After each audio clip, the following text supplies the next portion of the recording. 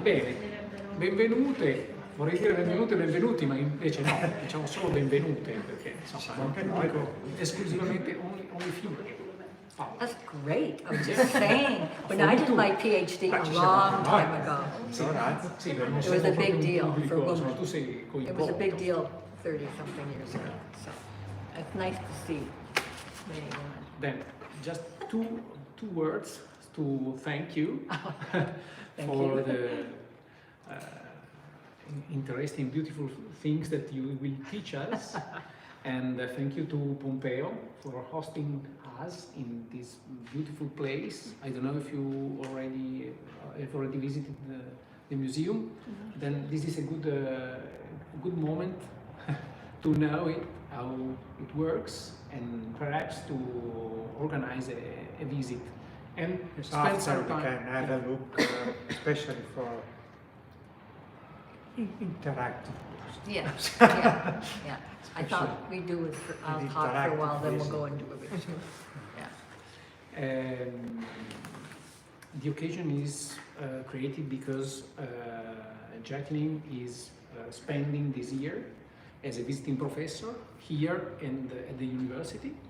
She's working on the new and old media, and that's a very, very interesting topic. She wrote a lot of things about this subject, but can I use it? Oh yes. I don't like. One of the most representative works of Jacqueline is this book that you can find also in the library of our department. Interactive books, playful media before pop-ups, and I think that you will speak a lot about this kind of subject. Yeah. Thank you. Oh, thank you. I prepared a short presentation, but I see that you have a biography, which is certainly better than it's the university's one. I thought, is there any truth in it? Yeah. To present her. Okay. It's your job. Yes. Okay. Thank you so much. Thank you. Well, thank you for inviting me. Thank you for inviting me to Italy. I mean, 9 months. My sabbatical. It's worthwhile working at a university. You get sabbaticals every 7 years. Very biblical. The last time I went to Oxford for a whole year at the Bodleian and did research and wrote a book. And then now I'm here, but I speak no Italian. So the book is not going to be written now. I'm just trying to learn and engage. So she speaks Italian, yeah, just a little. Yeah, 4 or 5 words. Yeah, I can go for a walk. I can eat. Yeah. And Pompeo is very good providing me for this whole year. We can understand ourselves because we are speaking also about things that we love. We love. And we are I am very, very glad that the foundation is a museum. We have the opportunity to have Jacqueline here for many months, just to practice some English. Yeah, well. It's not so easy, it's very difficult also for me. But I'll be very honored for this because we have done in past years a lot of work at the museum about movable interactive books. We did international pop-up international conference in the COVID time. It could be here, it's online, and she was involved at this time. We made books on this subject, and when she proposed us and to the aid of the University of Turin, it is in the center of the foundation, we asked her, and we have the possibility to invite her and to host her for this period. So it was a beautiful opportunity. She is particularly involved, she was particularly interested in the figure of a female pop-up designer. The new project, my new project starting. we have the material from the other side of the room. This is Luisa Perzi, which was the reason. And then she's working for her many contacts everywhere in the world. Now she's going to London, to a congress in France during this sabbatical year. We will go to the Venaria Restoration Center for books with her, because there is an important activity for movable books. But I think just to supply, to underline some information about her, you can read. Now she's Professor of Education, Language and Literacy Education, and Women's Studies to the Pennsylvania State University. She's Canadian. Different. And this is, I think it is very clear, this sentence, because the connection between old media and new media that you have underlined before. There's the Center of Historical Movable Books, created for and by children. This is very interesting, because she liked, especially for the ancient history, also books, movable books, artifacts, not only books, made also by children, not only for production. And also the relationship between this history and technologies. This is the main objective of the study center, of our study center. So this is the link, the more important link that we have on this subject. So this is the reason. Okay, she has a beautiful site, a blog site that you can see. I have a huge website. Yes. My one big grant. Okay. So I got a digital humanities grant, and we formed this whole site about movable books, which is still ongoing. Yes, I would like just to. And that's the blog. Just so. to have just to have a look to the last 2-3 years of publication, recent publication. You can see also the title, Understanding Design Values, Baby Books, Material. Here also Anatomy of Movable Books Delight, Pop-up against coronavirus. We do this here during the coronavirus. She wrote an article about our activity. And the books, we have seen the first, Playful Media, and Girl Culture, and Encyclopedia 2 volumes. And then part of books, Meggendorfer to Nintendo, the link between ancient and new technologies, etc. So a lot of presentation, conference papers, 24, etc. I'm busy. Keep myself out of mischief. Her curriculum is quite impressive. So, Well, thank you very much. well, thank you. I just say a little small thing. I did my PhD around 30 years ago, and had a child, and at the same time, and at McGill, which is very stuffy, very proper. It thought it was Britain, but it was just an English university in Canada.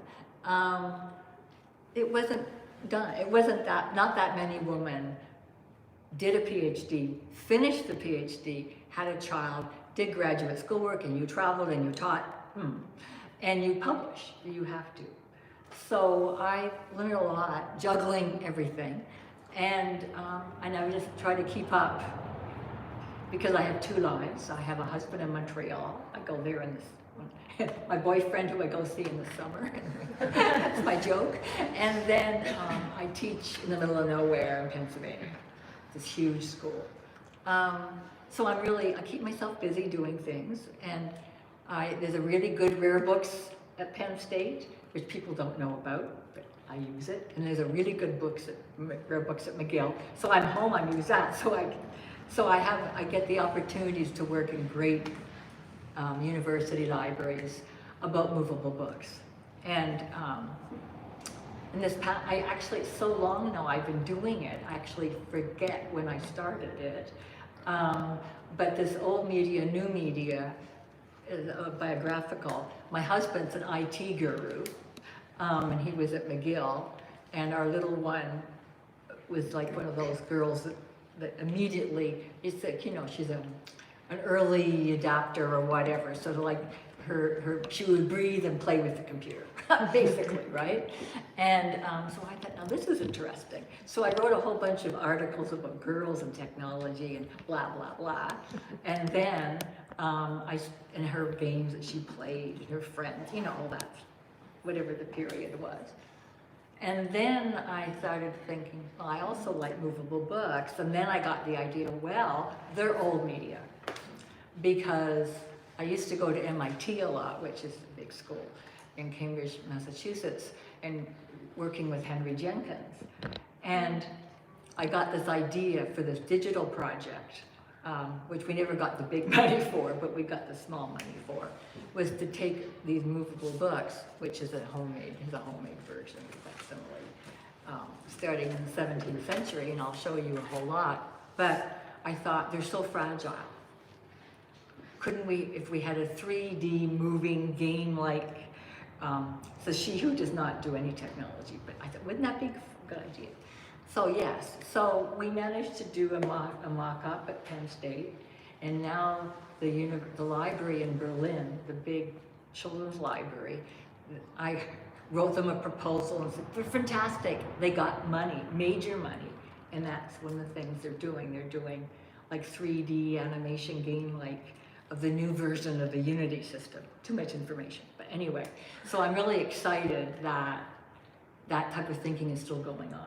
Like it didn't die when the funding stopped, because that's the problem as academics, right? I got this great startup and then I didn't get the big one because the boys graduated and Unity and blah, blah, blah. So anyway, so I have this interest and I'm combining them, old technology, new technology. And what I'm really excited about, and I start at the end, is my new research is combining feminist studies with movable books. And that's a really new one. Rebecca Roos and I have just started up. We're giving a talk in England in July about women paper engineers. And of course, the lovely Terzi from the early 20th century here. I haven't written the talk yet, but anyway, the stuff's over there. She was sort of like an artisanal, and she made these beautiful adaptations of illustrations and turned them into movable cards or toys using Meggendorfer type design, which is brilliant. So anyway, I haven't written that paper yet. That's next week. But so I just keep myself busy. And my advice is, if you want to become a professor and have kids and a life, is always publish. And if you're broke, which you usually are, what I did was I wrote book reviews of children's books, Canadian children's books, and I started with babies, and I went up to teenager, and then she didn't want to talk to me anymore. Your daughter isn't interested, you know. And so I have this great, so I was writing book reviews. So I always wrote something, with a newspaper or writing, or, do you know what I mean? Or just to keep yourself writing. That's my advice. And then you do different modes of writing. But people say, oh my God, you should be so, well, it takes time. You just, you know, when the baby's sleeping, you can write a chapter. When the baby's sleeping, she taught me how to be efficient. The length of a nap, I could write. And it took me the longest time to get past 2 hours or whatever. My mind would shut off because she trained me. So anyway, too much information. All right, so what I want to talk today is about this passion I have for movable books, which I call interactive books, because I use the word because it's not just ones that move and pop up, fancy stuff. It's like something like this that you can interact with. It's one piece of paper that children made in the 17th century onwards, because it was purportedly religious, but you can, you know, go against the grain. but I thought, no, that's interactive. It's not movable per se. So anyway, so I'm interested in the idea of storytelling, and I'm really interested in design. In this book, I was really thinking more about the using the theory of new media, did look at old media, and the design of it. So I start, and my talk is based a lot on that. I start with simple designs, which are called transparent, and then I go up to more complex designs, which are opaque. I'm using new media terms. But I didn't really think about the materials or the materiality. I was so interested in the format and the design. Now, I'm looking at some of the same things and new things and going up to the present day, but I'm also interested in the material. Is it plastic? Is it rag? So on. So I'm asking more questions, some of the same stuff and some of the new stuff. So that's like very short from it. All right, so I don't know how much you know about movable books, but they're an ancient, in the West, they predate printing. Oh, I have to move something. Oh my God, all right. Okay, too complicated. Okay, okay, sorry, overview. All right, flat, all right. So basically, the ancient anatomies and the astronomies and the mystical books in the West predate the invention. Okay, from China, but anyway, the so-called invention of printing in the West.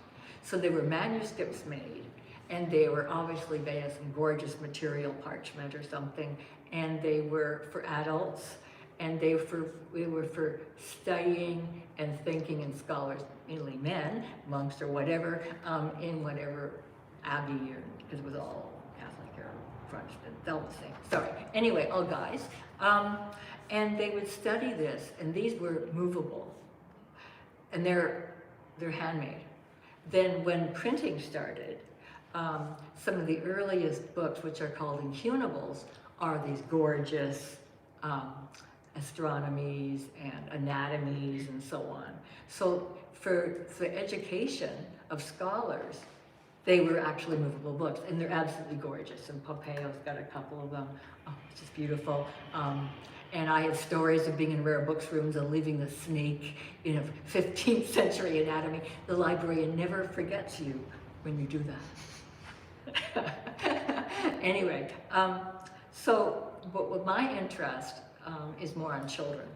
So when the idea in the West of childhood sort of started to become popular with like John Locke and Comenius and going back, starting from the 17th century and 18th century, the idea of interactivity was very important. Play, right? Learning is play.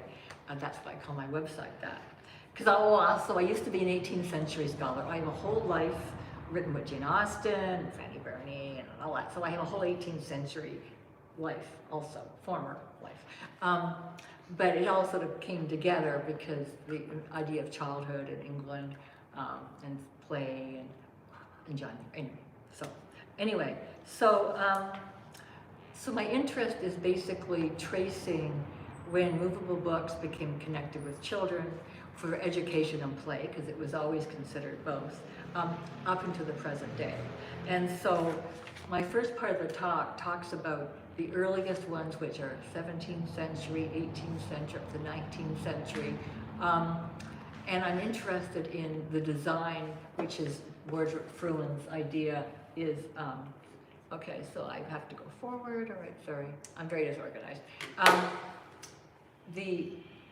The idea of a transparent design is when you play with the book, you figure out, or the game, you can understand what the, oh my gosh, look at this, sorry. Oh, do I have to go back? Mm-hmm. Do I have to go back? Yeah, back one. Okay. Yeah, I was so organized when I did this PowerPoint, and then I start talking and I just ignore it. Okay. So this idea is, okay, I got some key terms, but I think of a child, a reader, viewer, player, as an interactor, which is a term from computing, or games. And so And I was thinking of when you're an interactor, they have these terms called like sort of like the affordances, which means what can you do, what can't you do. There's ideas of design like transparent and opaque.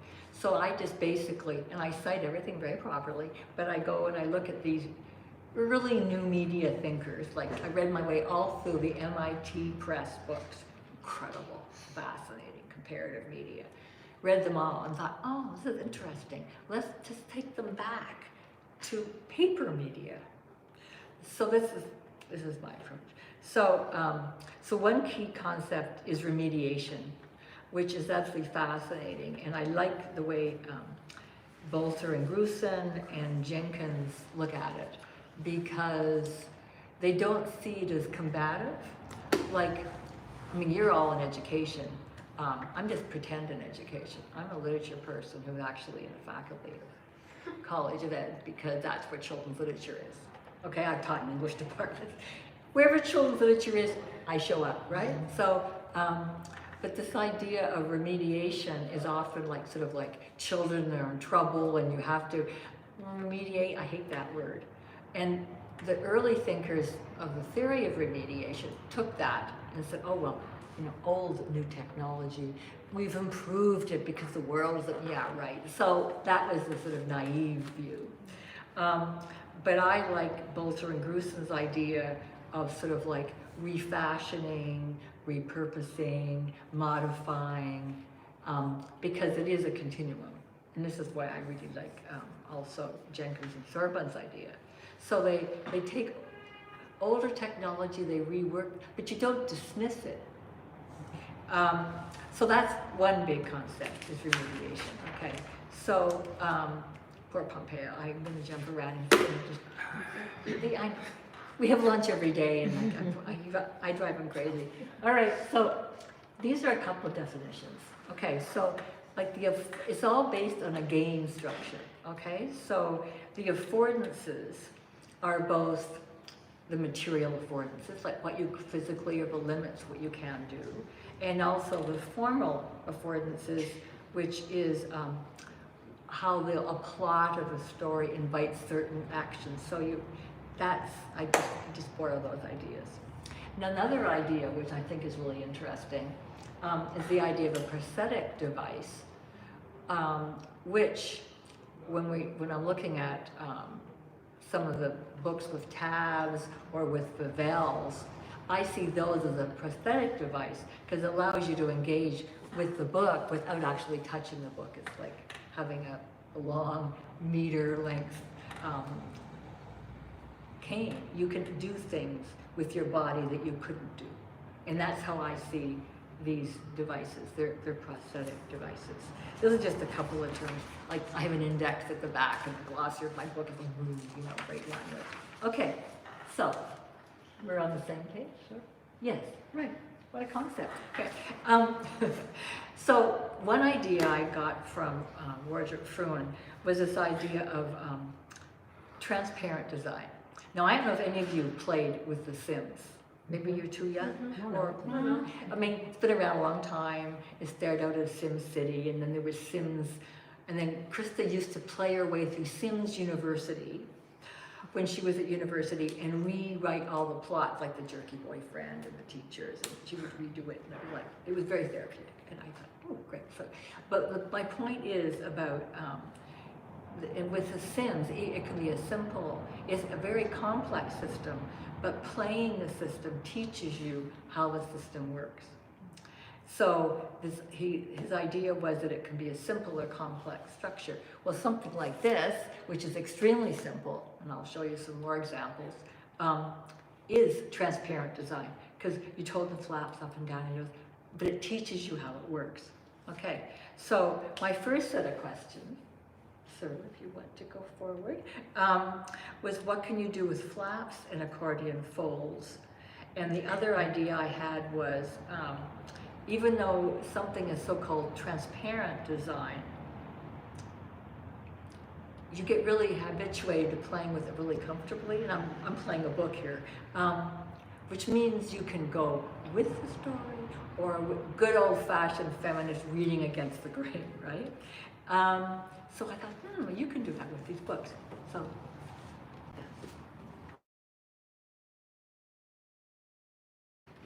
I'm going to take you through a brief history of the 17th through the 19th century religious turn-up books, which were made of one sheet of paper. Okay, and so this is a bibliographic history, and I'm going to London to look at one of the ones that I've never seen, because I have a list of all the known, because you get really obsessed with this. Okay. So anyway, so let's go forward. I'll show an image. If you go forward, like, so there's like, yeah, as you see it, you'll understand. Can you go one more? I want a picture. Yeah. Okay. All right. I want to show a picture. Go for it. Yeah, next. Yeah, okay, this is one of my coups. I took my money. I went to the British Library, which is absolutely terrifying. It is in the Thomason collection, published 1650. A librarian watched me the whole time. And this is the only known copy. It is attached to a huge volume of Civil War tracts. And I got permission to put it on my website, or my site, because there's no image in Evo. So I'm throwing out all these 18th century, early English books online. There was no image of this, and you haven't got a clue describing it, all right? But this is uncut. So like, they made really good images for me. Oh my God. Oh, what have I done? Okay, let's go back. This is interactive. I'm sorry, my arms, I mean, people laugh at me. Okay, so, okay, quickly. This is the first known one, 1650, published by a guy called Alpha. This is not cut. So all you can do is lift up the block at the top and turn it down. So you can open it and you can close it, but you can't get a sense of the transformations because it's not cut. And boy, you can't go too near that. Okay, front row in front of the librarian. Woo, right, okay. So, and it's signed by everything, so it's 1650, it's, okay. So I thought, well, this is very interesting, but how does it work, right? Well, then it turns out I discovered that kids and their families from the, when it traveled to America later, the old Puritans were doing it, so it's the same text. I thought, well, this is interesting. Little tiny thing travels across the ocean and blah, blah. So I used the manuscript versions, but I wouldn't call it, as a copy, to look back at the so-called original. So it's like 200-300 years of this little text surviving in different languages. It's just, so I've got a whole bunch of studies of this, and I'm still possessed. Okay. So, but anyway, so you can see sort of like Adam turns into Eve, then a lion turns into an eagle, and then this has to be religious, so it's sort of like the young miser, and then the old miser, and of course he ends up dying, and, you know. But there's also a mermaid, which I do not know is in the Bible, and then if the flap falls down, you have a merman who is not mentioned in the verse. Woo! So, okay, so let's go to the next slide. So this is the four-part version. Yeah, Is sorry. this how the original was presented? Well, it was the only known copy is this. Okay. It's stuck in this huge volume It's in of that tracks. Separate. So it wasn't separate. Separate. So, and it wasn't cut. So actually, when I went there, I couldn't get a sense of how it actually So worked. it was just movement, and we're not able to do this movement. No, you could just move the top part up and the bottom part down. And I could see there was transformations going on, and there's little so-called biblical moral verses. But I thought, So his wife, and she was a widow, which is the next slide. The next one? Yeah. Before you're finished? Yeah, Is that- let's go on. Okay. Okay, this is at the Houghton Library of Harvard, which is a cool library. And this is when I realized what a cut one looks like. And this was obviously published by Elizabeth L. Flop, his widow, and she added a whole section of Cain and Abel. Okay, And it's basically the same text, but it's rewritten and it's redrawn and everything. And then I just heard a lovely young woman speaking from England. She's trying to do research on early woman printers, because when their husbands died, which they usually did earlier, they were the only way they could inherit and have a print shop. And so she published this one. It was exciting to be at Harvard, and the librarian was very patient with me. It was cut so I could actually touch it and move it up and down, and she sat with me and we did it. Okay, so, and there's another picture. You just click, I think. Yeah, so this is an opened, right? But when the thing about a rare books room, and I love rare books rooms, but there's a protocol. It's when it's closed, and then when it's open. But you want to move the individual, so she was very good. But that's how you figure out it's transparent design, so I taught myself how the order is that goes along with the verse, but the flaps fall down. When I did my project, and I had some lovely man who was trying to do facsimiles and all this stuff, he said, you know, Jackie, the flaps aren't perfect. The top ones are heavy because they're longer, so they fall down. Like the falling down is built into it. Cool, this is great, subversion. So anyway, you can play with this book. You can go against the story. You can have a monster, you could fold it. Like it's only got 5 parts. I thought, what was Mrs. Alslop thinking? But we don't know, right? At least we know a few things about her. This young woman has been doing research. But I thought this was fascinating. And but my favorite is the mermaid and the merman, I must confess. But you can play it, you can play the book. And I thought, oh, these kids wasn't that boring. So anyway, let's go forward. So this is this. And then Penn State, I managed to persuade them to buy one, the rare books, but it hasn't got the publisher's name or place, so it was on sale. You know, like, because it's not. But anyway, so this is the conservator working with it. And I don't handle it too much because it's very fragile. But anyway, I got to see how it really works, because he was doing it, okay? And if you go to the next image, what's so cool is that this is where I got interested in the paper. And I knew nothing about paper, but of course paper was handmade up until the late 18th century. So we had was rag, you know, ragmen, like rags were books. And the 17th century book is fine, and a 19th century Meggendorfer is falling apart. And I thought, wait a minute, this is cool. How come? Well, it's got to do with the way paper was made. So the rags, and this was like cheap print, right, have lasted, okay? And so this is like the materiality thing. And if we go to the next page, I want to show you this. The paper sticks slightly together. So when Bill was lifting up these flowers, you can sort of, it sticks. So the transformation holds just for a couple of seconds because of the material. I thought, now this is very, very cool. So this is a new thing I've gotten involved with, is the idea new materials. So I drag people over from art ed and art education, art history with their microscope, and we had the first microscope in rare books at Penn State. People were like, what are you guys doing? I'm studying the materiality. So let's go and I'll show you some more. So this is exciting for me. Especially wire. Oh, well, now I turn to use wire. I mean, now I got a whole part of my brain just this material. You should see I'm space cadet. Okay, so this is cool. So this is with the, the light box and the, magnifier. And so you can see the old paper with wood blocks. It was all hand cut. And you can see chain lines. Okay, and we'll go to the next one. And then, so I don't know so the idea of it being a little bit sticky, and you can see the chain lines. Okay, that was cool. All right, so to rush forward.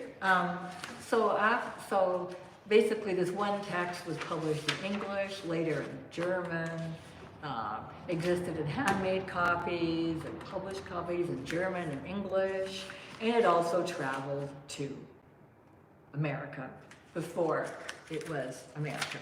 when it was still part of Britain. And I thought, now that's really, really interesting. And it's called The Metamorphosis, and Pompeo's got, and they're all very expensive, all these books now.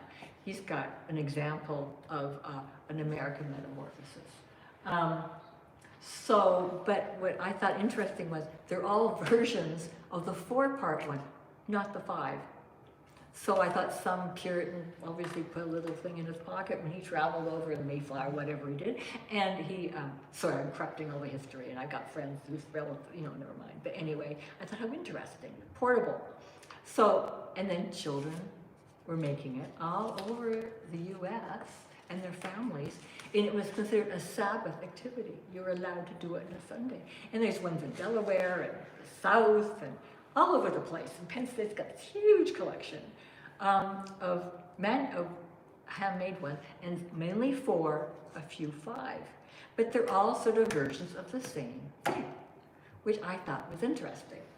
And of course, the Americans had to make it more moral and more educational. So, can you flip the picture? Yeah, so here is an 1811 version. And so what they did was, it's also if you're interested in book history, they took a strip, because it's all it was, the first one, and they turned it into a little chapbook, and they added a cover, and then a back, and then, I wonder if I've gotten, can you go next? I have revised and cut so much. So what they ended up doing was, I wonder if we have an open image. I cut this from 80, all right, so dears, you may, God knows what, okay, next page. Do we have another one? Yes, there we are, okay. This is really cool, it's real girl stuff. So I wrote these articles, and I thought, well, doesn't that look like a sampler? Like it looks like stitching, and it was like they had their, oh my God, I touched it. Oh, I'm sorry. Okay, so you can see the stitch, like it looks like embroidery. And of course they had an alphabet, right? And then numbers, and so on. And then at the end is B. Sands. I think I love the way that he got his name in there. Well, I think he was the illustrator. But it's basically the same story as this one from 1650. And I thought, this is terribly interesting.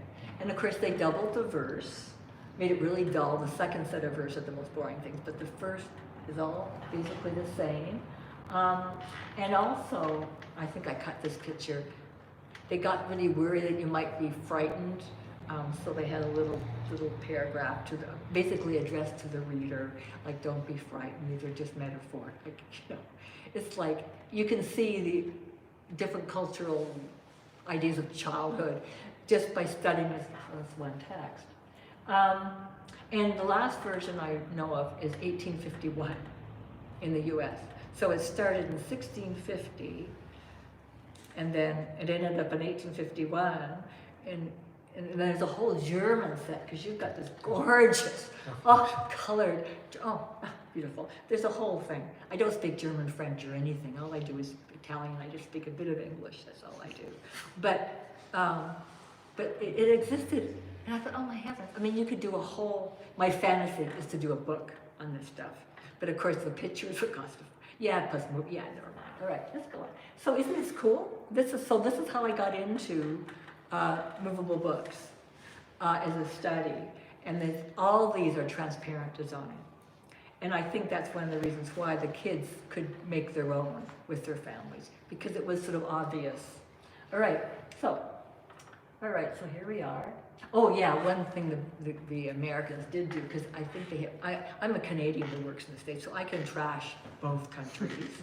I don't see a lot of sense of humor often in the US. But what I like about this was they added a snake. Like there was no snake in the basic ones. And when you lift up that flap, the snake head sort of comes towards Eve. And I thought, with the apple, I thought, that's a nice little gimmick. But it's all flat, but it's like the illusion of a pop-up, which is only hundreds of years later. But isn't that cool?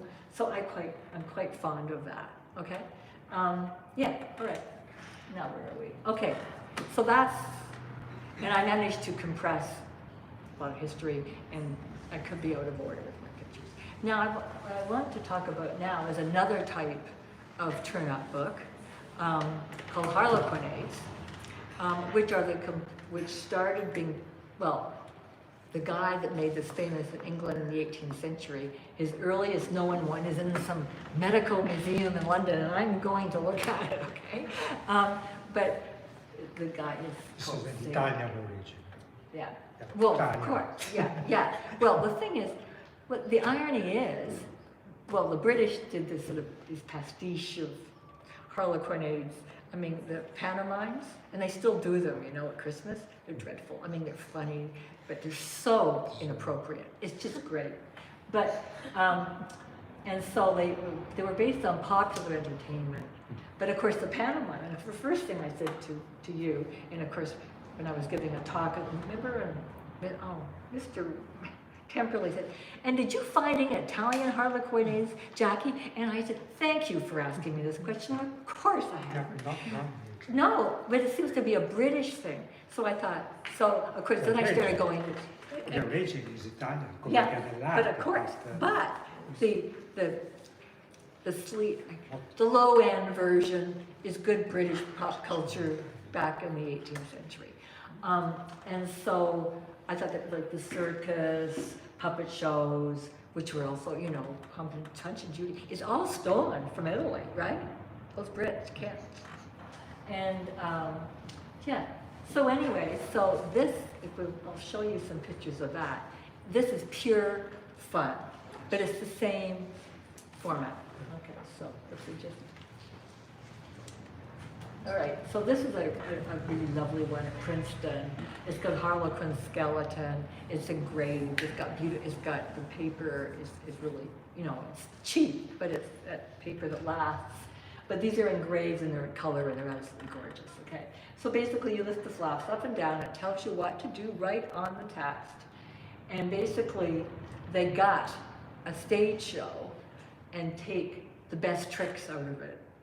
And I was wondering, first of all, if it was sort of like something, you know, you sold, you could buy the, you know, like a program, and Scar said, no, Jackie, you don't make it, okay. I said, okay. But it was cheap, so you could have a sort of a version of the play for 6 pence, white and black, and then if you wanted to play double, you could get colors. So I just wanted, and it's really cute, there's always Harlequin and completely stolen from Italy. All right, okay. All right, so here it is all open, and you see the running away, and it's like, it's pre-cinema animation, because when you lift that flap up and down, you can get the sense of like clown running away. And Pictures are not especially for children. Oh, of course not. Of course. Well, of course not, but the idea of Yes, children this period, didn't really this exist period, in our notion. No. Yes. Yeah. So here is, this is one of my favorite, which is not for children at all, Dr. Last, The Devil Upon Two Sticks. And it's at Penn State. And he goes to hell at the end. Actually, he's a fake doctor and punished. But it's the idea of the story being told in 4 panels, and you lift it up and down. But the thing is, you can go against the grain. So you can start at the end and go forward. You can start, like it's yeah, it's great. Okay. All right. So here, I got and so looking at the chain lines, you can see with the light box. And here's another one from the late 18th century. And of course, you know, they're pretending to be a monk and all this. You know, it is not for kids. All right. Okay. Now, which is neat because you can see even the watermark. You can see the watermark in here, which is, I was wondering if there were a watermark on sheet paper, you know what I mean? Because like always, okay, so that's the watermark. All right, so that is my first example of transparent design, and my time is going. My other example I want to show you, just and I'll be quick, is later. It's paper doll books. These were meant for children. They weren't inexpensive. And I don't know what the paper was, because I realized I didn't know about the paper and asked the conservator at Penn State. He says, Jackie, we haven't studied that. And I said, I'm sorry, I'm going to go back and see. But you see, this is early 19th century, so it might have been pulp even machine made, because of the end of the 18th century is when papers changed. But these are neat. They're carved, they're cutout figures, and some very beautiful types here. But I'm just going to show you a few of these images, because the questions here is, what can you do with a long tab and a slot? So again, it's transparent design, but you fit the doll into it's the opposite of paper dolls as we know it now, okay? The way it's put together. And also, most of them are flat. Some of them, though, are a little bit of a stick up, like a Cinderella's coach stands up, so you can get a sense of her going through. So it's like basically fairy tales and so on. And this is more for a middle-in class child audience.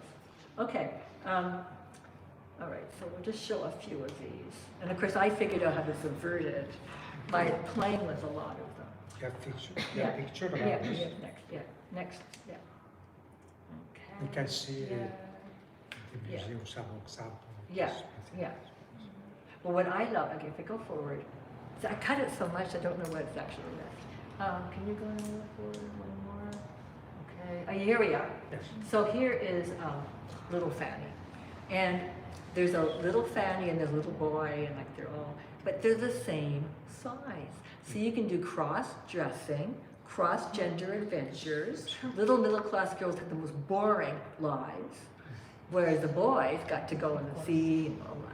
So I thought, but they're the same size, the doll's the same size, the book's the same size. You could have the girl having boy adventures, and the boy could have girl adventures if you wish. So I'll just show you some of these pictures, but I love how you can, it's so transparent in the design, and a lot of them, the parents, they're middle class, but it's a set, you know? Okay, so let's just show you this, it's really cute, okay? There she is, she acts badly, and she loses all her money, and she runs, you know, she's very moral. Girls do not have good adventures, right? It's always a moral adventure. So she has become a beggar. Now here's little Henry, okay, who starts out in his country house like Darcy or something from Jane Austen as a kid, and of course he gets stolen by the nursery maid. He doesn't do anything wrong, right? But he ends up, what, do we have the careless, yeah. So he ends up having all these adventures in a series of figures, and at the end, don't you love this with the foot up in the rock like some macho British soldier type, okay? But he was only a little kid. But, so the boys had these great adventures, but the fact that they're the same size means you could mix up, you could make your own stories. And I've seen homemade versions of these, some of which were modified, other ones, or copied because they were fairly expensive, or kids made their own, and you got to see the type of openness, open-ended narratives that you could make. Yeah. And also underline that no Italian version are in the same period of this type of books. Any. This is early 19th century. This, no. Can I ask you a Oh, question? please, just stop me. I'll go on forever. I don't understand if you have a figure of the boy or it's just the head and you move the No, head. it's yeah, so like you stick the head Okay, into the body, okay. okay? So it's the opposite of our idea of Yeah. So it's like this idea of a figure. So Yeah. completely similar shape and also Yeah. the shape of the head. Yeah, but the You heads can get lost. substitute. Ah, okay. So I wrote a paper about If you have the two, you can play loose-headed doll. mix them together. Yeah. That's the story, of course, but you can ignore the story and you can play with the pieces. Because like one of the copies of Penn State of Little Fanny, the head got lost, obviously, because it's it's like a Barbie foot, you know, or shoe, lost. So someone stuck a sticker in, so you can see a girl that played with this later and somehow ended up in rare books with this funny sticker head. Now that is not, there was no glue. I mean, so, but I sort of like improv, you know, making up as you go along. No, it was weird. It was just the head, and the head went into the body, and that was how the paper dolls were formed, and they were all dressed, right? But the heads got lost. Isn't he pretty though? I mean, anyway, yeah, okay. Now, so that was I have much go on at great length, as you can imagine, in articles and stuff. Then the other type, the main idea I got from Wardrobe Fruin, was the idea of an opaque design. And he was talking about some old video game, I don't know, you probably don't know it, called Tailspin. Like he went back to the really early games and took his theories from that. And basically, opaque design, or he calls it the tailspin effect. The point is that playing the game does not teach you how it works. Like it's sort of like impenetrable to you. But he's a real gamer, so he makes it. But I just took that idea of an opaque design, meaning play does not educate you how the affordances work, because you can't alter it. You can't pierce the surface. So immediately my head jumped, of course, to movable books of the 19th century, the famous movables. Sorry. Oh, he wants to. Yeah, he's welcome. So the question is, what can you do with pull tabs connected to hidden devices? So we're going to see some brilliant Pompeo. I mean, it's all Pompeo. His museum has all these incredible 19th century German, you got the whole thing. And the big shows next year. 100-year celebration of Meggendorfer. Anyway, going up the one, I think we got some pictures here. Can you go next? Okay, so here's some examples of opaque design. So what they did was, it was like basically two pages fused together, and then you would have a tab hanging down or some prosthetic device that you could pull to make the mechanisms work, but you couldn't see the mechanism because they're hidden, right? So here's this cutie. I love actually Dean&Son because they made stuff for poor kids. Everybody else was interested in middle-class kids or middle-income class. So here's like the owl move. So when you pull the tab, it's really cute. Okay, next. Okay, here's another one. This is like a tab and slat. It's like a Venetian blind, but again, it's embedded. You can't. Well, you can destroy the book if you try to figure it out. But this is adorable. Destroyed. Ever destroyed. Yeah, they all got, that's the problem. Okay, so you pull the tab, and it's a transformation. It's the slots move, but it's like a Venetian blind. Isn't that adorable? Okay, so there's really, really good examples here. Okay, and the next one you can see, I couldn't even find a material version, but of course Pompeo has about 30. But anyway, this is the idea of a tab and a bell. So what you would do is, it was like a dial or a kaleidoscope. And you pull the tab, or you touch the edge, depending on the design, and it changes. And of course, this is like in the Osborne collection in Toronto, and I wasn't there, so I used their digital thing. But of course, Pompeo, and they're beautiful. There's different types. And this is like Ernst Nister, and like the famous people were all German. A lot of them had offices in London or moved to London, but they were all German and they're brilliant, and they're actually engineered. Yes. Like that's why the idea of engineering. Especially German. But if you play with it too much, it falls apart, and therefore you get to see what the mechanisms are. Right.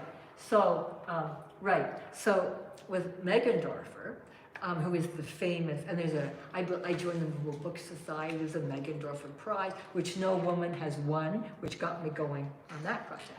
But anyway, so they're like mechanical books. They're very elaborate actions when you pull that are happening. Like 3 or 4 parts, very complicated engineering inside. And I love this idea. It's almost like, and he was a puppeteer. It's almost like a little puppeteer is hiding, like a magic puppeteer inside the book, moving. Because all you are, you can set it going. You're a catalyst, but you can't affect it. You can't have any influence on the actions. So I thought it was a good example of opaque design. But they're really, really fragile. Okay, and the irony is, in the height of the inventions, immovable book design, like Meggendorfer in the 19th century, was the lowest point of the paper. So immediately I came up with questions for conservative. Do you think that was trying to counterbalance the poor quality of the paper with these elaborate? No, who knows? But I think it's really ironic that, yeah. So anyway, so Meggendorfer, it was this love. I had a fellowship in Florida this summer, but it was like 100 degrees. I think it was too hot, you know what I mean? But it was okay, very nice. And the conservator explained to me about this relationship, because that's what she gets stuck doing, fixing up all these books. And I tested her with questions. Okay, so if we look at the next slide, this is a, sorry, the cover, it's shiny. If we go to the next slide. He wrote poems, or he got someone to write a poem at the beginning of his books, and you realize why he's telling you, you with care, within it look, turn my pages tenderly, move my pictures carefully, look at me, enjoy my fun, and put me back when you were done. It's not like prissy pain in the ass, excuse me, librarian type. It's like he's the maker, and I looked at a lot of these books because they fall apart really, and you cannot put it back. It's like a nursery rhyme. You can't put it back together again, right? So I thought that was interesting. He was actually warning the child reader how to engage with it. Not that they listen necessarily, but still. Anyway, I thought that was neat. So there's a good, it's like a trick, right? And we. Yes. Okay. No, Yeah. a lot of Yeah. they used this book as a paratest, special information for children to interact with the book. Yeah. So it's quite So, yeah. very And interesting. the lovely Hannah Field has a whole book about stuff like that. Okay, so here's a cute poem about St. Nicholas. And what I like here is the poem sort of works you up in some sort of anticipation. It's not like the American Santa Claus, which is a really dull character. St. Nicholas, you know, were you good, were you bad, was something going to happen to you? And you don't know until you turn the page, and then you can pull the tab. So here's the two kids behind the door. The door, open the doors. And then what's going to happen? And then you open the door, and then you see his arm coming through, and you don't actually ever know what happens. All you see is him coming through. So you could imagine, are they good, are they bad? So I thought that was cool, sort of building up the suspense, because there's dreadful poems. He hires some guy to write. I mean, it's not a story, as we understand. Okay, so that's next. And you pull it, yeah. And this was neat, how you can see the rivets, which are copper, and of course they rust, right? And the conservators have to make them work. Okay, all right. So I've jumped now. Sorry. Oh my God, you poor things. There's a bathroom over there if you want. Okay, so so I'm jumping now to the Second World War because the pop-up term was invented by Disney, of course. He copyrighted the phrase pop-up, but it's not the first. In Pompeo's book, he's got examples of a much earlier one, British, 1913, I think. But Disney coined, so when we say pop-up, it's copyright Disney since the 30s. But my favorite, in England during the Second World War, there was paper rationing. But this really clever guy came up with this idea of how to, okay, you can look at it. The next page, you can see it open. So there was no tab or anything. It was like in the book, like a pop-up. So you open the book and it would come out. But it always came out that view. It wasn't the portrait view. It was like the landscape view or whatever. I get it mixed up. So, but it was, and it moved quite smoothly. But the paper was just like dreadful quality. And like they sort of disintegrated. So they're the ones I was looking at, the whole collection at McGill. And so I was looking at them all, and the mechanism's really smooth, like it's sophisticated, but the paper's just collapsed. Interesting, the name Cano is book and meccano. Together, clever, huh? Yeah, It's clever interesting guy. idea because it Yeah. was Buchan. Yeah, that's great, because Mechanical book. yeah, it's a mechanical book. Mechanical book, Buchan. Yeah. Buchan. He didn't make much money, and you know, it was during the war, but like, I thought that was cool. It was really, really creative. And it was like, a lot of these books are sort of like adaptations of nursery rhymes or fairy tales or popular, like they're not telling major stories or invented stories. It was just, yeah. Okay, so now we've jumped again to post-war. And what I found really interesting here was the idea of the sophistication of the technology, which really was astounding. And I just picked a couple of examples. Tony's incredible collection of Tony Sark here, which is why I brought these along. We'll see. Really clever guy. He was a diplomat kid, lived all over the world, and somehow ended up in the U.S., so they claim him. But so do other countries, if you know what I mean. Like when someone becomes famous, it's interesting how many countries. Yeah, so he's considered American. Then there's Kapusta, who's Czechoslovakian. And then it goes Bruno Munari, Italian. Okay, I threw that in for Pompeo because I presented at that conference and I had to find some Italian.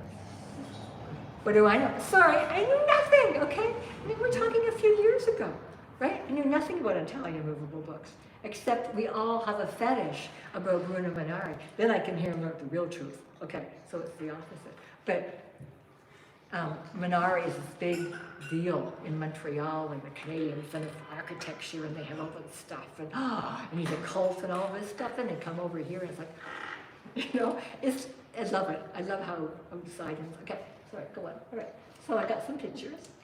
So this is, well, okay, I'm going to show you the pictures. This is the coolest book. It's called A Magic Movie Book, and we have it here. There's several copies. We got a whole Sark collection, and thank you, Gianni, for taking pictures for me. But he also was an early filmmaker. He's famous in New York, which is why they say he's American. He made the balloons for the Macy's Santa Claus parade, which is on Thanksgiving. I never realized, why would you have, I thought, why do they have Thanksgiving parade for Christmas? Because it's the start of the season. I had to move there to realize why, because in Canada it's not, never mind, totally different, okay? So anyway, so he made the balloons for the, so he's considered American, right? And he was terribly inventive and died poor, basically, do you know what I mean? But like, he was really interesting. But he also made really early film. And so he has this magic movie book, and he's got dials and bevels, and you can look at it, and he has this two-color, poor Gianni. Oh, he and his assistant, I was in there, please explain to me, because it was like a greeny blue and an orangey red. And then if you look at it with the special glasses, you will see things become invisible. And the magic movie book actually had its own glasses, and you could switch the color. So I don't know. Yeah, here we are. You can see. Right. So, and here they have a complete set. Most places, the glasses are lost. There's two sets. I love that. Girls and boys at the cinema. You got your, you know, I love it. And you can move everything. But of course, here they have the complete. At Penn State, it's so fragile. They say, ours is complete. I said, yeah, but you can't touch it. That's not usually here, of course. It's here and it works and you can use it. Yeah, great. Okay. So anyway. So let's go. So it tells you how to do it. Okay. So I just love this. Very nice, also the design. It's like a little thing, and you can, but you can move it. It's very. So these are the cheap version, which Gianni got me, and I thought I had 12, and somehow it became 3. Obviously, I put them somewhere. But okay, go on. Right. This is our little interactivity. Okay, so you, it's like you're all much too young for this, but like the Viewmaster toy, with sort of, you could move and create moving images. And so magic glasses show the movement. And so I thought you might want to look at one of these screens. Do I have it? Doesn't matter which one. Put your magic glasses on, and of course, I thought I had 6, and I have 3, and I'm sorry. But if you bear with me, you could share, you could share. I got the wrong glasses on, okay? So 2 for you, and this, I picked this up. Where did I use it? Oh, I have my paper one. There. Did they fall? Here. Ah, yeah. See my glasses? I'm old, I have all these glasses, I can't see, so, okay, sorry. But I picked this up in Venice at a show, and there was like real high tech and low tech. And the kids were all running around, putting these on and looking at and I thought, can I have, they said, of course, Jackie, you can. So this is, so what I want you to do is look, so, if you, okay, so it doesn't, oh my God, I'm sorry. So like, basically, and Janny will correct me, the blue and the red. If you put the red lamp, that's why the Sarg had 2 red and 2 blue. The red cancels the red, right? And the blue cancels the blue? No, it doesn't. Oh, can I see? I said, why? I want to know why. I know nothing about science, right? Do not go to science class, Jackie. So the red cancels the red. So if you move the dial, it seems it moves, right? The figure seems to move. Does that make sense to you? So his fancy glasses, you could switch. But these, that's all we have is the one red and the one blue. So you can sort of get a sense of the idea of the transformation, of the change, of the movement. And I thought that was really unique. So, and of course, he tells sort of mashup versions of the tale. Did you get the idea? Did you get So, Janny, do you want to explain? Because there's someone else I studied, a woman paper engineer, and she played with the same thing, but not the 2 colors. And it drives me crazy. I don't understand. So the red cancels the red, right? So the red lens cancels the red or orangey colored, but the blue doesn't. Is that correct? The blue It's not cancels working the blue. perfectly, but No, the blue cancels out the blue. Does it? Yeah. Prima uno e poi l'altro sembra che si Danno l'illusione del movimento. It looks like the red lens doesn't change anything, but the blue lens cancels out the blue. I knew it was one of them. I think My eyes are so bad. And there's this great Però ci sono tante varianti. Freud's grandniece, Sigmund Freud. I'm going to London to look at her stuff in the Freud Museum. She was playing around with similar ideas, and she had transparent paper, but not the glasses. And of course, well, the red. Why does she only have red? Why doesn't she have blue? Well, I mean, she didn't want to, but there I was possessed. Okay, they're so happy when I leave in a few months, kind of nice and quiet. But I just thought this was really interesting. They were sort of playing around with colors, pencils, and in transformations. She was doing a similar thing. Oh my gosh, I moved, I'm sorry. She was doing a similar thing, but she killed herself during the war, so I mean, obviously her work stopped. Her book came out in the 20s, but she was doing a similar type of playing around with ideas about perception in kids' books, with the dials, and the same thing with the dials and so on. So anyway, okay, isn't that cool? Mhm. So the red, so which one works? I think blue cancels out blue. Is that right? The blue cancels blue. The red doesn't. And the red doesn't. Yeah. But I think that with the book it might work better Yeah. than Probably. that. Because you see, the real magic glasses, which are safely upstairs in Pompeo's office, because you don't want me to get them, right? I'm exaggerating, but what I'm saying is you could switch it. The magic glasses with Sarg, you could actually switch the colors. Mhm. Isn't that neat? I mean, wow, okay, right, let's go on. We're getting near the end here, so you could, okay, so here is Kubasta, who was, he died in the 80s, and he did some interesting experiments with like different types of materials. So he took sort of fairy tales and retold them. I think it's creepy, actually, the guys looking in. I mean, I think it's sick, but never mind, it's okay. I don't like compulsive stuff. I mean, it's Disney, well, I don't know. Anyway, next page. But what I like is he experimented with different materials, right? So like, what I'm interested in is how these movable bookmakers would take different materials, whether it was colored plastic or white or clear, and put that into the, so that started really interesting me. And this is a big thing now. Okay, so that was neat. And then he also did very modern themes, like moon rockets. So it was like whatever was current and trendy, they would actually make a movable book about it. And actually, Glenn Brown worked at the Canadian Center for Architecture, and he died suddenly, and he has this incredible collection of movable, and they're giving it all to McGill.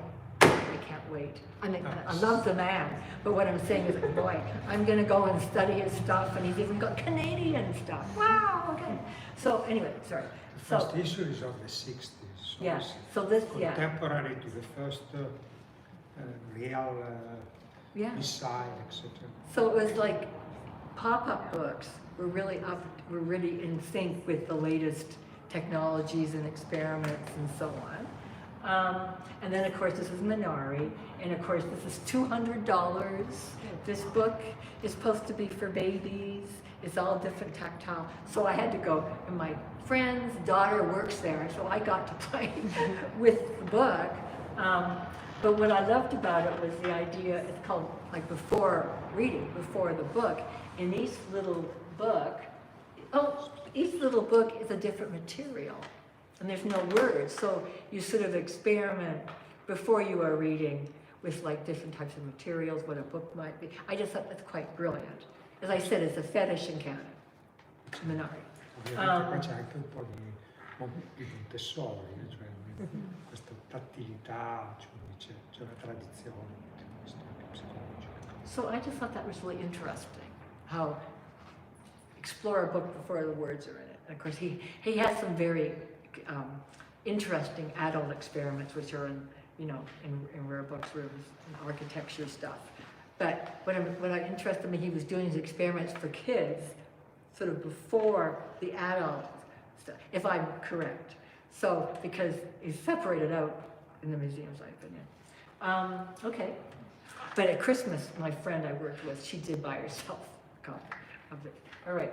So here we are. So I started to wonder if the really most recent pop-up books, like if you go to a bookstore now, they sometimes have pop-ups, and they're really elaborate, like you open the book, it comes out at you, like Sabuda and all the Carter and the big guys now. And they're very, very sophisticated, very, very complicated.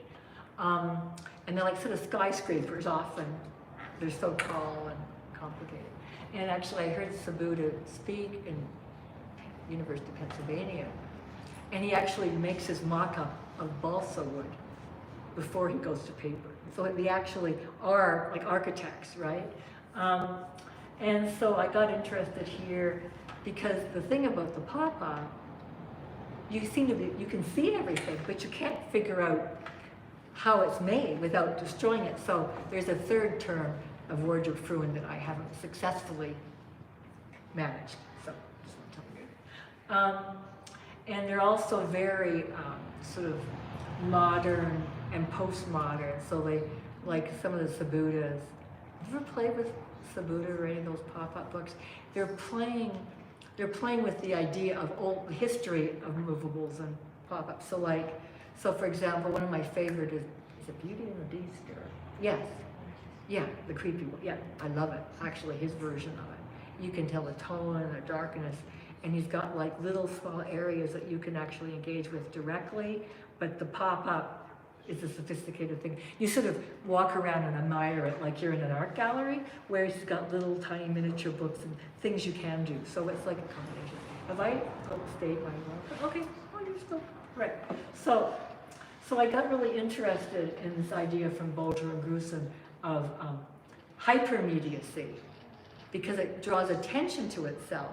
But I haven't, because I'm not scientific enough and I haven't figured it out yet, how these are actually designed. But the other thing is, these new books are all treated with plastic, so they're smooth, but they're gonna fall apart like in 5 years, whereas the ones from the 17th century are still going on. Isn't that cool? All right, so, all right, I think I screwed up the time schedule. Okay, what have I done? All right, so here's just a couple of more. Here's the Sabuda Beauty and the Beast that I was so struck with. And then Carter, so very sophisticated, postmodern, overly simplistic, yeah, I mean, they're not for kids. I mean, this is not really for kids, you would fall apart.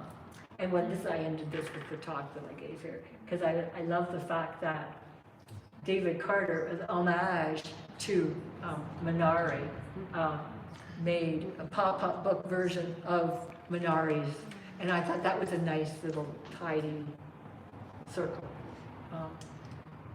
Yeah, see, I think we finally got, oh yeah, oh my God, this is, okay, 2 seconds. This is my latest stuff, working with this brilliant American in Sweden, who is also a designer, and she teaches media.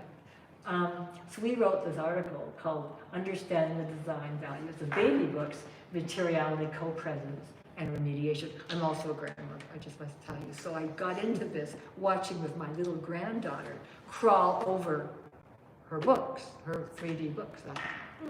Engagement. So anyway, the idea came from watching her. I mean, I wrote about my daughter when she was little. So anyway, so I got really interested in this idea of baby books. What is the interactivity there? What is the materiality there? And being an historian, I had to go back and look at the rag books, which Pompeo has an incredible collection of Italian ones. But I just looked at the Dean&Son, the British. So in 1906-07, they started making rag books, which were claimed to be indestructible, safe printing, you know, all the things that we worry about 100 and something years later, they were dealing with that in their own way with these rag books. So I went off on a whole thing about rag books, okay, I looked at all those. And they were pinked at the top to try to prevent the raveling. And they were of rag, like real beautiful material, cambric shirt actually, material, which doesn't stand up to modern standards, but not bad for 1906. Okay, so I was looking at it. You can see the material of it. And then, of course, the Baldwin Library in Florida had different versions, like ones that hadn't been touched, later edition. Oh, like huge, oh, good. And then, of course, baby books are classified by their material or their implied users. So here is, you know, simple peekaboo ones. And then I was comparing the rag books to, there's a series called The Indestructibles, which I thought very suspicious because the rag book slogan was real British, quite indestructible, with 2 dogs fighting, one being British and one being French dog. You know, they're still fighting that war. And, but like, it was like, and then this is called The Indestructible. So I wrote the company, they did not answer, and said, this is very interesting. The name is, and like the 100, no, but only ever answered me. But anyway, they're made of Tyvek, which is a material you wrap buildings in when you're making a new building, or it's used for art supplies. And it's really sweet. I mean, it's an American thing. You can wash them, just like the rag books, and they actually get nicer when they're washed because it's more interesting. Okay, so there we are. So I'm gonna go back. I want to talk about this a bit. So they're completely indestructible. Well, nothing is.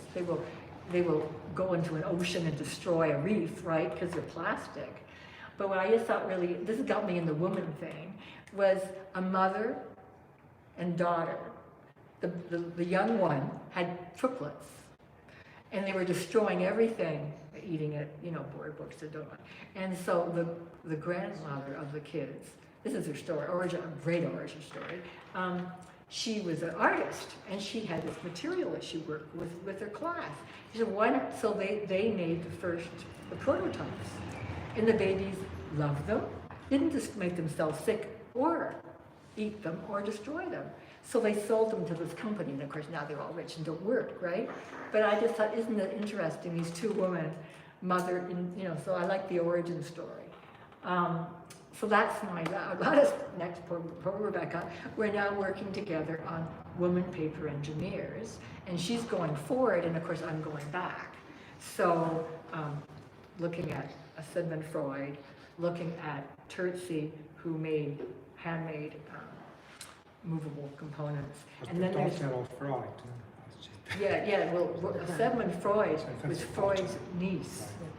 And she was very, very interesting. And then also there's Pompeo, of course, found this American/German from the 19th century who designed a little stand-up book. So that, and she also, she was famous in America because she wrote about the Civil War and the first history of black women involved with that. But then she moved to Germany and published this book. So, and which Pompeo had, of course. And so I thought, so I'm doing my little, can we use the word woman designer, engineer earlier than the late 20th century. And Rebecca's working on more modern people. And then we decided we're going to try to, you need funding, a global study, and look at, because most of these books are made in the Philippines, like the workers, so we're doing a feminist project. And I am so happy after finally, at this point in my career, my girl studies side, because I had a whole life in girl studies. I edited a journal, I published books, I write about it, and then education. Finally, by coming here and working and having a time to think and bother everybody, I thought, oh, I'm actually doing the two sides of me are going to be working together as opposed to split. So this is my new life. If I live long enough, boy, I'm going to be going for 40 years. So thank you very, very much. And then I just had a few questions. So again, always the same types of questions. So thank you, you've been very, very patient. And I took hours. I'm sorry.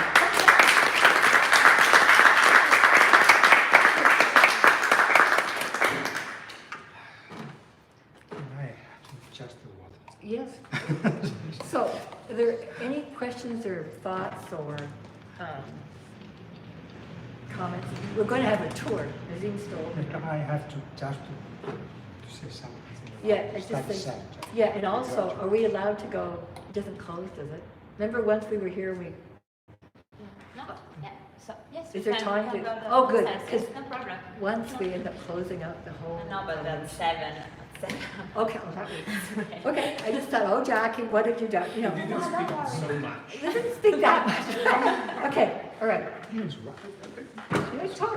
Right. Okay, I'm going to shut up and drink. Grazie. Vediamo se c'è qualche domanda. Is there any question? Any question about before starting the next? I was just thinking, I think there's a very fine line in what can be considered a movable book and what is pre-cinema, mainly Yeah. pre-cinema or games. Yeah. I was thinking what is Polly Pocket? Is that kind of, no, Oh, because right. it looks like a pop-up in life. And I was also thinking of that, I don't know what that's called in English, that thing where those sort of glasses, the plastic glasses that you had Glasses. no, but Special that glasses. had that turning story. Yeah, I You know. know what I I mean? bought that for my granddaughter for Christmas. Yeah, So so- it was like a little Yes, it's periscope master or, those. I got her the periscope because she's only little. But that Oh, idea of the periscope. moving. Like, Well, can that- okay, can that the be reason I considered a book? use the words interactive books, because those toys, I mean, okay, you think too far, all toys are interactive, but there are certain toys.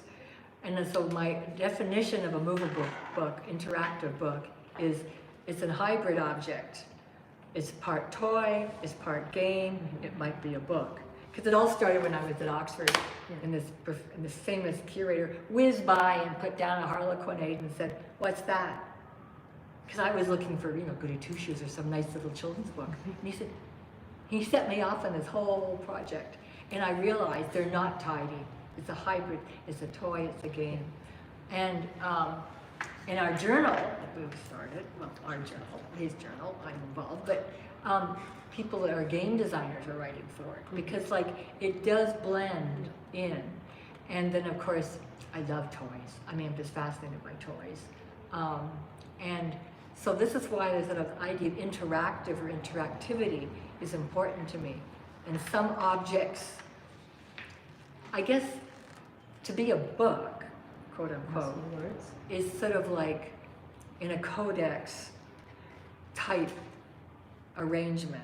So Munari's things that have no words, they're little tiny pseudo in felt or something. Yeah, it is very fun. Yeah, And so, but it's cool though, because it's so interdisciplinary. So you go off and you read game studies, and then you go and you look at toy studies, and, and it's interesting. It is very nice. Yeah. So, which is your favorite toy? From right now or from my childhood? Yeah, no. I game online now, so I'm into that. You like Polly Pockets though? I love Polly Pocket. I did. Well, I teach a graduate course on girl cultures, just telling you this. And we have a good time. And everyone studies objects. And, yeah. I know it. So, to me, a movable book, interactive book, takes from all these different categories of play objects. And some are more, like some of the so-called board books are kits, right? They're a kit. They're a box. Well, Tony Sarg, he had this beautiful box full of objects in it. And he called it a book because it was in a box that looked like, yeah, don't you love it? I just love it when it's not tidy. But it's hard to describe, which is another project of ours, but yeah. So you like Polly Pockets, and of course depending on your vintage of childhood, right? What you play. And board games. Board games. You like board games. Did you know they have a new version of Scrabble out now that is for people that don't want to be competitive? That's awesome. I never got past junior Scrabble. Okay, so like they said, oh, it was a big thing in America or wherever. They said, oh, well, the regular Scrabble's on one side and you turn it over, it's the collaborative version. And I thought, my parents on the other side had junior Scrabble and I never got to adult Scrabble because I was too busy playing with the little pieces and making up my own words. I failed Scrabble, but isn't it, so they have a collaborative, that's fun. That's interesting. And Mattel owns it. Mattel owns everything. Oh, I have to ask, Joel, did you go to the Barbie movie? Anyway, sorry, that's another thing. I wondered if you have had the occasion to study the didactical implications of pop-up books. And by that I mean, I know there are some books that teach like physics, like based on how they pop up and so on. Oh, yeah. And so I wondered if you can like give us or give me like some references maybe of someone who studies them in a way you think is really. Well, I think one should read, well, you will answer, but I think to go back and look at the early astronomies, the early, like the incunables and even the handmade objects that were for education, not children. A lot of the ones for children now, like I'm thinking of the anatomy books, not your example. The latest thing, and I go, my favorite place is the public library here, and I go and I can't read Italian, but I can play with the books, right? So the latest thing now is like an anatomy book for children made of board. But like, how many hundreds and hundreds of years ago, the very complicated anatomies were to teach people that wanted to practice medicine. So to me, if I were studying that, I would go back and I'm a historian, right? Because I always go backwards. I would learn about the early ones, and then I would look at the later ones and I'm looking at the design. But I could find you some articles about movable books that are used for, like in schools, because it ties in with, you know, the STEM, well, it's the US, S-T-E-M. Yeah, yeah.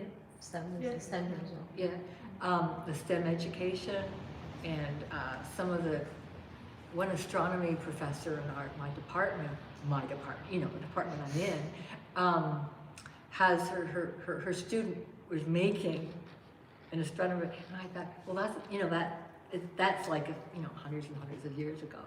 But I could find some stuff if you want to email me. Did I get my email? God. Anyway, I could look up some stuff You because can write also the foundation. yeah. Anyway, No, because You I can. find it really interesting. Like one of my friends studied how to teach the light Oh, yeah. concept through a pop-up book and through different materials. So he used poor materials that you can find in your house, but he used aluminium foil yeah. to teach, and with different cuts in the paper. And on the other page, the aluminium foil, he taught how the reflection of the The light.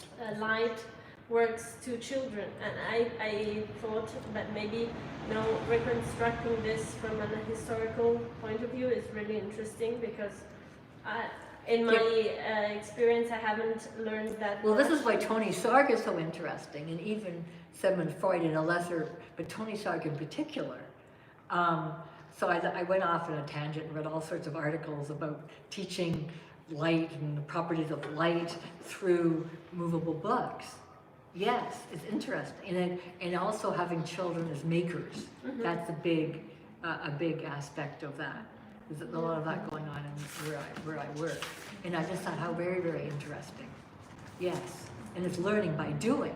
Takes us back to John Locke, right? Yes. So that's neat, though. But light and stuff. But I'm going off.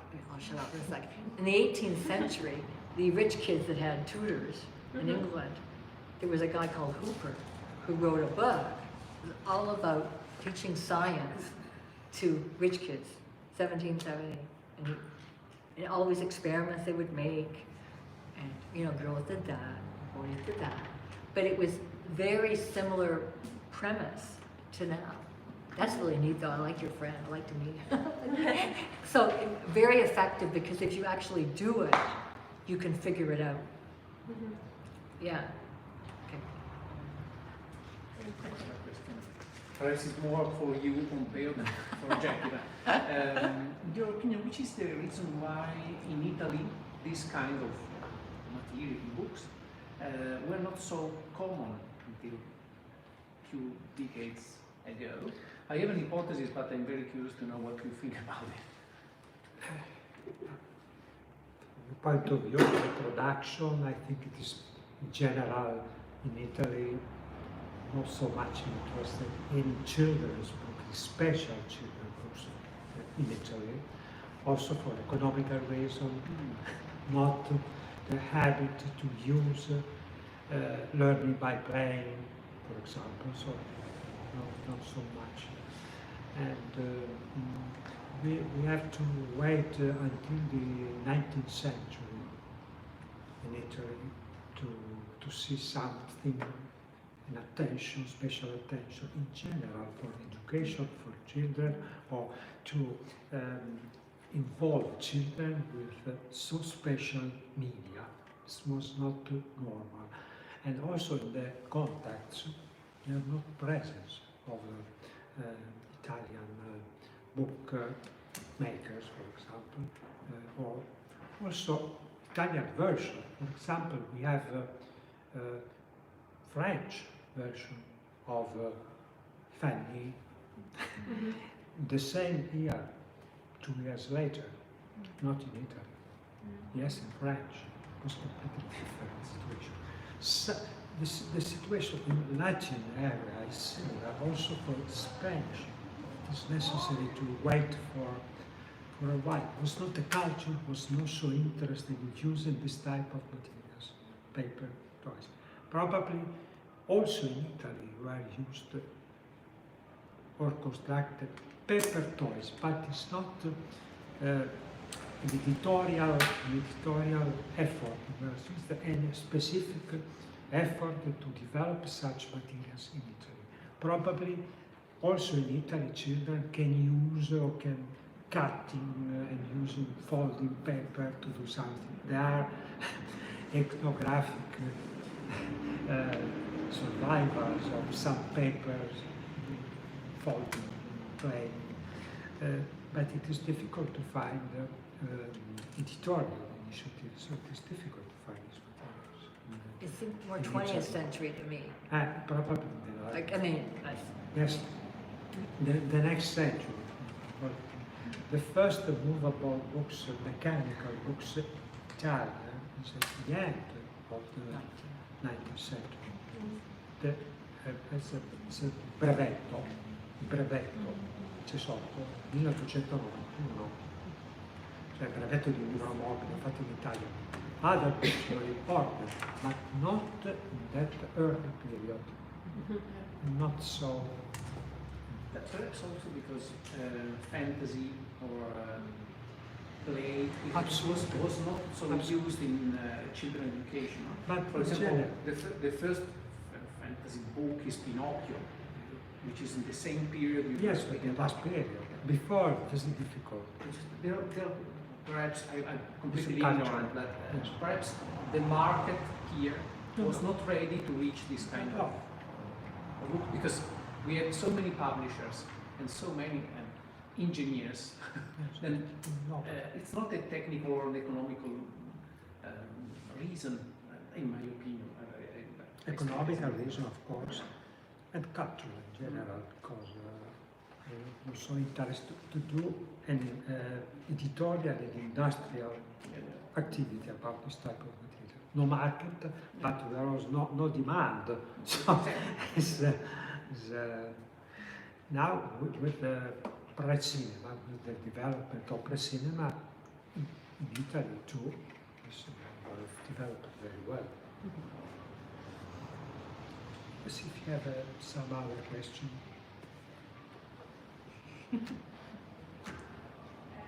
We are ready to visit. Your preferred toy.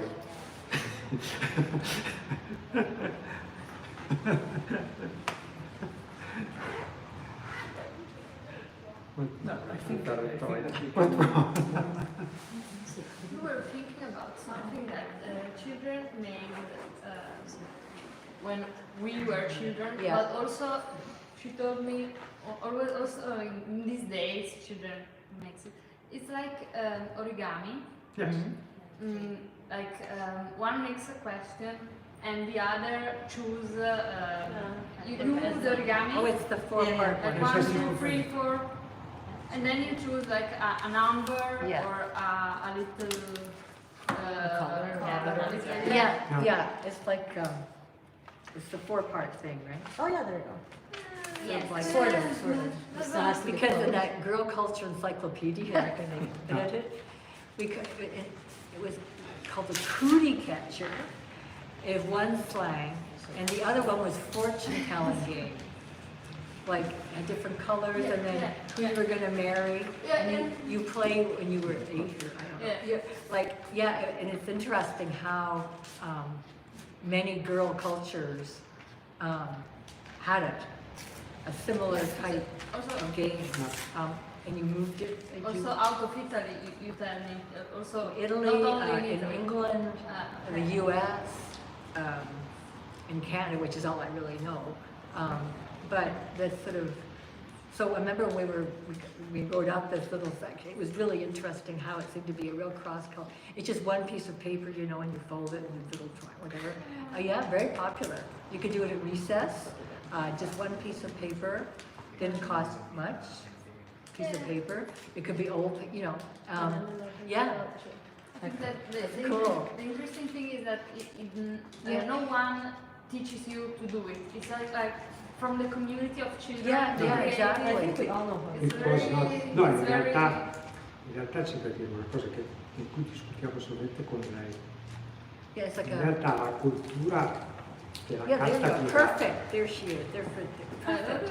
Thank you, see, Bella, yeah, absolutely gorgeous. Yeah, I know, it's sort of like, And this course I teach, we do it, so like, we start with all the girls in the class, sharing, and we'll look at something that is cross-cultural, like some common type of dance or singing or whatever, or making. And then we start looking at, and there's so many articles in girls' studies journals now, and feminist studies journals about girls' play. Like it's a real serious, you're allowed to look at it, you know? And it's I love the comparative possibilities that we have no idea because we're just little kids in one country or little kids. But yeah, that's great. I love it. But didn't you all learn how to do folding paper in school? Sì, allora no, questo infatti è la cosa da sottolineare, che invece c'è una matrice europea importantissima su questo che è Freud. Thank you. Cioè in realtà la vera matrice di tutto ciò, per quanto riguarda anche la diffusione in Europa, e sono i giochi freudiani. Cioè se noi abbiamo in archivio i quaderni fatti dalle allieve maestre dalla fine dell'Ottocento, però siamo nella seconda metà dell'Ottocento, in Italia perlomeno, in Germania prima, perché il movimento freudiano si sviluppa prima in Europa centrale, poi in Italia. In Italia le prime scuole veramente freudiane sono dopo l'unificazione comunque, non prima, invece il movimento freudiano è del 40, insomma si diffonde negli anni 40. I giochi freudiani, noi abbiamo tutti gli album che si facevano per l'insegnamento delle allieve maestre, no? Che erano basati sulla piegatura della carta. Cioè in realtà l'insegnamento di base, proprio per gli insegnanti, su piegare la carta per creare figure o tridimensionali, proprio piccoli effetti di movimento, erano dentro la preparazione delle allieve maestre che facevano, diciamo, questo approccio che poi è diventato anche quello ragazziano, cioè poi dopo si è diffuso nella formazione delle maestre nel Novecento attraverso queste scuole, no, italiane, che erano per esempio anche Agazzi, che sono dopo Freud, eccetera. E effettivamente we discussed about this relation with the Freud movement and perché noi pensiamo, devo dire, mi spiace un po', subito all'origami e non invece, perché l'origami lo conosciamo oggi, è una cosa di moda, giapponese, eccetera. In realtà è prima, cioè per noi, prima c'è stato Freud perché la conoscenza dell'origami.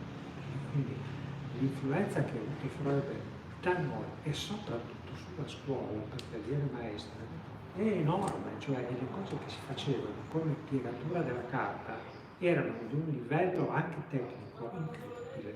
C'erano sette esercizi freudiani basati su molti di questi sulla carta, il treccio, eccetera, eccetera, con delle cose incredibili. Allora non si arrivava a creare queste cose così creative, perché poi le cose freudiane sono un po' anche ripetitive, cioè si parla di certe cose, si fanno quelle.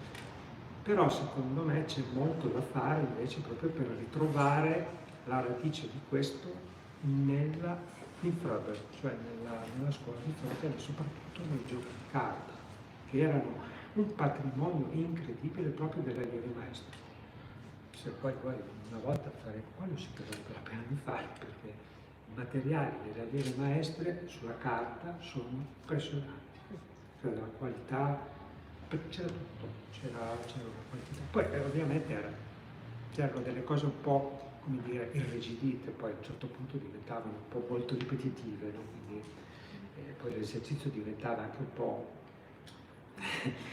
se vogliamo, pesante. Infatti, però, scusa, la differenza è un po' quella lì, che sì, manca l'aspetto ludico del divertimento che invece in questi materiali... C'era anche un po' perché comunque li chiamavano giochi, sì, giochi, però essere gentili, ecco. Però se venivano fatti, sicuramente c'era la componente ludica, cioè certe cose si imparavano a scuola, non è vero che non c'era un posto dove non si imparavano, cioè secondo me si imparavano proprio a scuola, perché si insegnava a lavorare con la carta a scuola. Cioè, ripeto, ci sono centinaia, noi abbiamo decine e decine di album fatti dalle allieve maestre dal 1880, i più antichi, no? Però una cosa incredibile, cioè una testimonianza di una anche abilità manuale persa. Soprattutto noi adesso abbiamo richiesta come museo di fare delle cose per la scuola, perché ci chiedono le maestre di dire: ma se noi vogliamo fare qualcosa con i bambini, cosa facciamo fare? Non sappiamo. Se chiamiamo lo specialista ci fa fare delle cose troppo complicate. Questo è un problema, no? Comunque, volevo inserirmi su questo perché il discorso di Freud è molto stimolante. Scusate, sorry. No, C'era, volevo ancora dire una cosa sulla sua domanda, che è molto interessante, questo discorso del collegamento tra giochi, libri animati, eccetera. Uno dei problemi che c'è dietro tutta questa materia è la terminology, so the glossary, perché non usiamo un linguaggio unificato per descrivere le cose, per cui molte volte li chiamiamo giochi di carta, a volte li chiamiamo libri animati, libri interattivi che non sono libri, quindi c'è anche un problema di trovare i nomi corretti, di metterli uno dietro l'altro e proporre un glossario, che in questo momento non è così diffuso.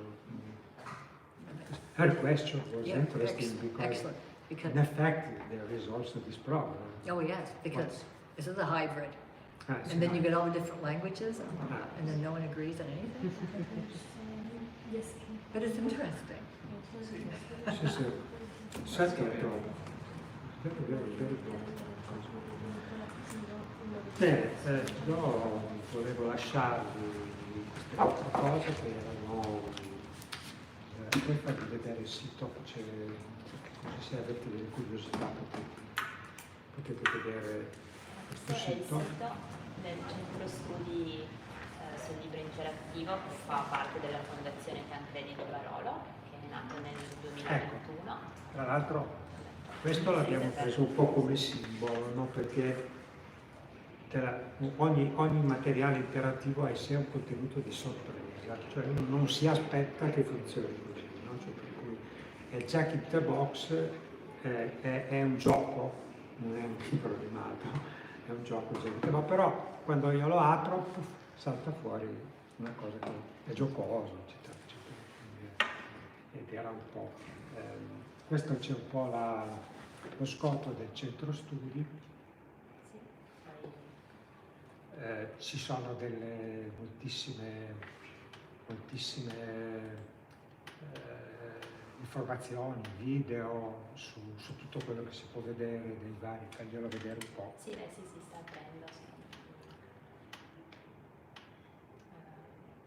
C'è proprio la parte di video di visita virtuale sugli spazi espositivi. Vabbè, adesso questa la facciamo di persona. Sì, e poi ci sono...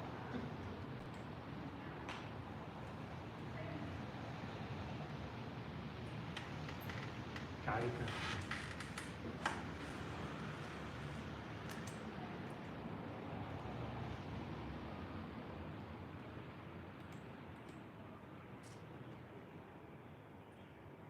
Questi sono alcuni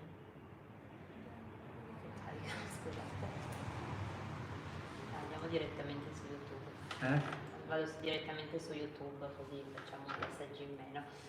Sì, si vede più velocemente su YouTube perché si caricano in fretta.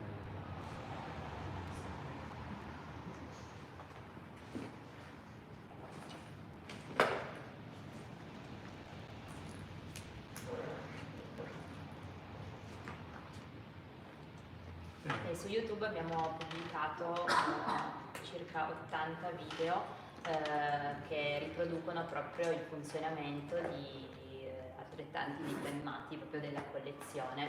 Alcuni sono esposti sotto e i video sono visibili, diciamo, in piccoli schermi affiancati alle teche, altri invece sono visibili su YouTube. Scusate, non riesco. Sì, ci sono tutti i convegni fatti, i convegni internazionali fatti in eventi. Poi per esempio c'è anche il lavoro fatto insieme all'Università di Torino, con voi, con Bruschi, penso che sia conosciuto. Sì. E poi abbiamo fatto la remediation, Sì, questo è. un libro che c'è di là, con un'app.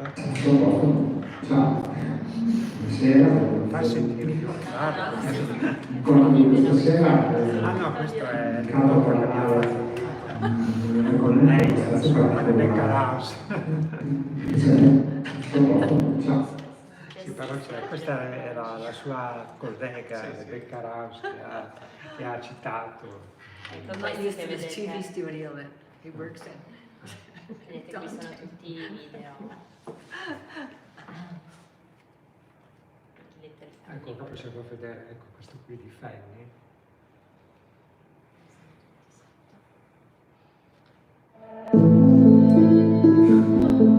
Questo ci sta, è il tema.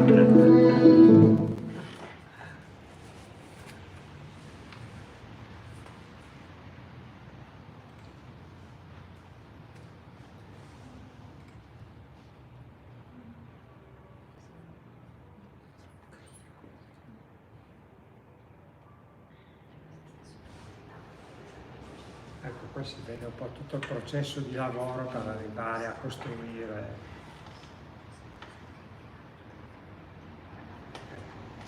Qui Yeah, dice, there goes the head in. la testa è mobile. Sì, sì. È interessante che appunto ogni figura si potrebbe posizionare in corrispondenza della pagina, per cui in realtà dal punto di vista della narrazione è una figura che si costruisce in funzione della lettura, quindi è un rapporto molto, molto forte tra testo e immagine, che però è costruita dal bambino, quindi ha una cosa molto... Poi invece il testo è assolutamente tradizionale, collocato nella sua epoca, il contenuto innovativo è tutto Scusa Pompeo, ma no, approfitto del fatto che c'è anche Gianni, che immagino che abbia avuto come dire, qualche ora di lavoro da questo. Non è banale rendere questo tipo di libri, no, perché non è digitalizzare un libro, cioè sulla digitalizzazione dei libri ne abbiamo digitalizzati centinaia e quindi insomma questo è più complicato perché comporta delle scelte che sono delle scelte, come dire, come dire, di movimento, no? Che invece un libro normalmente non ti costringe a fare. Infatti è una sfida tutte le volte quella di rendere il libro, quindi ne vedremo sotto degli esempi, insomma adesso visto che poi andiamo a vederli sotto non ve li facciamo vedere tutti. Però è vero, effettivamente è così. Diciamo che è un supporto alla lettura del libro esplicativo a quello che è il libro stesso, quindi attraverso questo tipo di intervento sul volumi che sono tutti digitalizzati, ci sono tutta una serie di attività usando o software open source, quindi a disposizione ovviamente anche dell'università, in collaborazione anche con l'università, che è un lavoro che ho fatto, oppure attraverso la classica suite che permettono di intervenire e fare questo tipo di rappresentazioni, ad esempio l'Adobe, una suite dell'Adobe per le animazioni, sempre però con lo scopo preciso di corredare, di dare, oltre la visione fisica del libro, anche dare delle nozioni di come il libro funziona, cioè come va letto, come i meccanismi sono riprodotti. Questo è un po' il nostro spirito, che si può verificare sia andando su YouTube o meglio ancora visitando la nostra lezione. Quindi il discorso è, esiste un centro studi, quindi se voi avete interesse potete andare sul sito, c'è una rivista che viene pubblicata una volta all'anno, adesso esce il terzo numero, si chiama Journal of Interactive Books. Questo è quello nuovo. È il penultimo, è quello di aprile 2023. Sì, adesso uscirà la prossima settimana il numero nuovo.